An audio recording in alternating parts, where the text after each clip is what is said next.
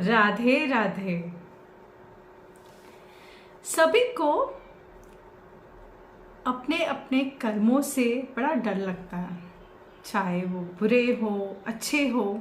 सब चाहते हैं कि हमें हमारे सब बुरे कर्मों से मुक्ति चाहिए। तो आइए आज मैं आपको श्रीमद् भगवत गीता के 5वें अध्याय का महात्म्य सुनाने जा रही हूँ और आपके इस प्रश्न का उत्तर उसमें छुपा हुआ है। तो शुरुआत करते हैं श्रीमद् भगवत गीता के 5वें अध्याय का महात्म्य, जो पद्म पुराण से लिया गया है। भगवान विष्णु लक्ष्मी जी से कहते हैं, प्रिय लक्ष्मी, आज मैं तुम्हें श्रीमद् भगवत गीता के 5वें अध्याय का महात्म्य सुनाने जा रहा हूँ, तो ज़रा ध्यान से सुनना। सुपुरु नाम का एक शहर था। वहाँ पे एक ब्राह्मण रहता था, उसका नाम था पिंगला। उसके बचपन में उसे सारे धार्मिक कार्यों के बारे में सिखाया गया था। वो वेदों को भी उसे सिखाया गया था, पढ़ाया गया था, पर उसे कोई भी धार्मिक कार्यों में रुचि नहीं थी।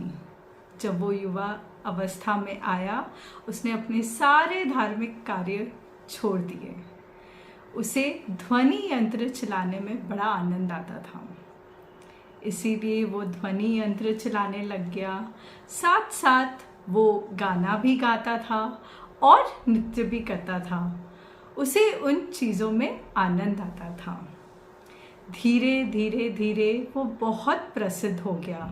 इतना प्रसिद्ध हो गया कि वहाँ के जो राजा थे, उन्होंने उसे निमंत्रण दिया कि तुम मेरे राज महल में आओ और यहाँ रहो।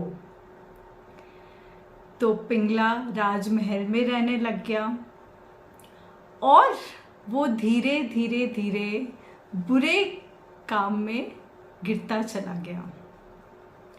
वो दूसरे लोगों की औरतों के साथ सोया करता था, वो बुरे कर्म किया करता था, मदिरा पीता था और वो राजा के समीप आने लग गया।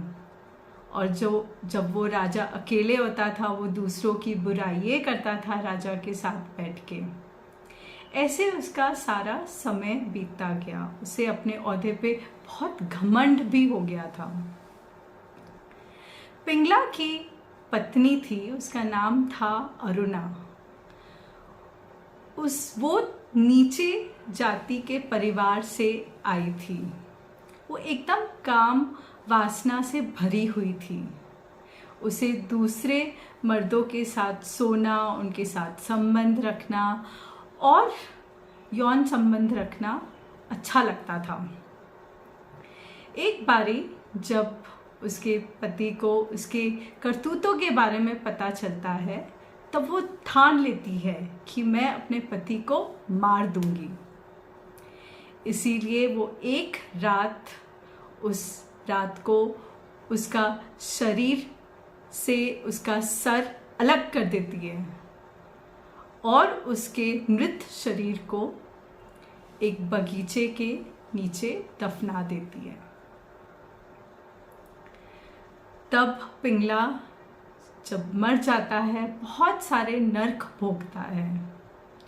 कई नरक भोगने के बाद उसे गिद्ध का शरीर मिलता है और अरुणा बहुत समय व्यतीत करने के बाद, बहुत सारे लोगों के साथ संबंध रखने के बाद उसे बीमारी लग जाती है, जिससे उसका जो शरीर है बदसूरत सा हो जाता है और वो कुछ ही समय में मर जाती है, उसकी मृत्यु हो जाती है और वो भी कई नरक भोगती है। और फिर उसका जन्म तोते के रूप में होता है। एक बार तोते के रूप में वो अपना खाना ढूंढ रही होती है, तब उस गिद्ध की नज़र उसके ऊपर पड़ती है। गिद्ध को याद आता है कि ये तो मेरी पत्नी है पिछले जन्म में, और उसके ऊपर वो हमला बोल देता है, अपनी चोंच से वो उसे मारता है। और फिर वो तोता अरुणा एक इंसान के खोपड़ी में पड़ी हुई थी, उसमें बहुत सारा पानी पड़ा हुआ था, वो उसमें जाके डूब के मर जाती है। और उसी समय एक शिकार आता है और वो गिद्ध का शिकार करता है, उसे तीर लगता है और वो भी उसी इंसान की खोपड़ी में गिर जाता है और उसी पानी में डूब के मर जाता है। कुछ समय में फिर यमराज के दूत आते हैं और दोनों को, अरुणा और पिंगले को, यमलोक ले जाते हैं। वहाँ जाके दोनों को याद आता है कि उन्होंने कौन से पाप किए हैं, और उन्हें बहुत डर लगता है कि अब पता नहीं उनके साथ क्या होने वाला है। तब यमराज जी आते हैं और उन्हें कहते हैं कि तुम सब पापों से मुक्त हो गए हो, अब तुम वैकुंठ जाओगे। तब वो दोनों हैरान हो जाते हैं और वो पूछते हैं यमराज जी से कि हमने इतने सारे पाप किए हैं तो हम वैकुंठ कैसे जा सकते हैं, ऐसा क्या हुआ कि हम वैकुंठ जा रहे हैं। तब यमराज जी उन्हें कहते हैं कि गंगा नदी के किनारे एक भगवान विष्णु के भक्त रहता था, उसका नाम था व्रत, और वो इतना परम भक्त था भगवान विष्णु का कि वो सारे काम वासना मोह लोभ से मुक्त था। वो नियम से श्रीमद् भगवद गीता के 5वें अध्याय का पाठ किया करता था। उसके नियम से श्रीमद् भगवद गीता के 5वें अध्याय का पाठ करने से उसका सारा जो शरीर है पवित्र हो गया था। और जब उसने अपना शरीर त्याग दिया, वही शरीर वहाँ पड़ा हुआ था जिसके खोपड़ी के पानी में तुम दोनों गिर के मर गए, उसी की खोपड़ी के पानी से तुम्हारा संपर्क हुआ है, इसी वजह से तुम भी वैकुंठ को प्राप्त हुए हो।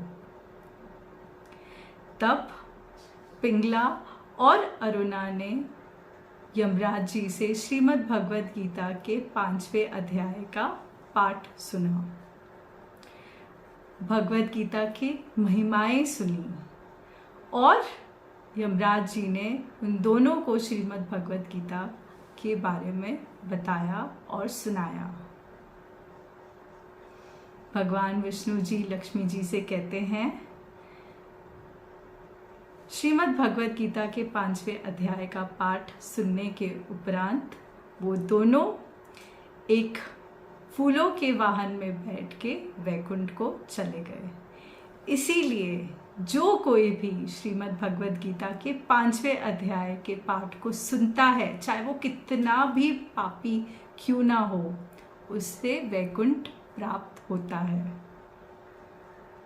तो ये था श्रीमद् भगवद गीता के 5वें अध्याय का महात्म्य जो मैंने तुम्हें सुनाया है।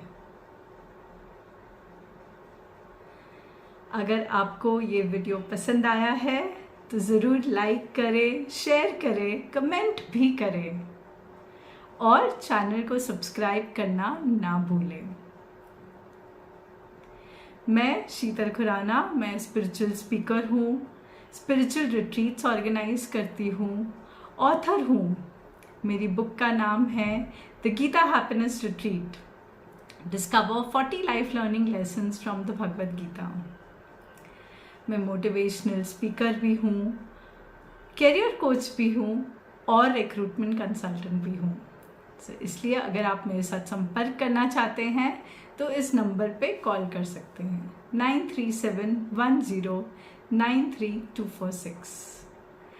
और इस वीडियो को अंत तक देखने के लिए आपका बहुत बहुत धन्यवाद। राधे राधे।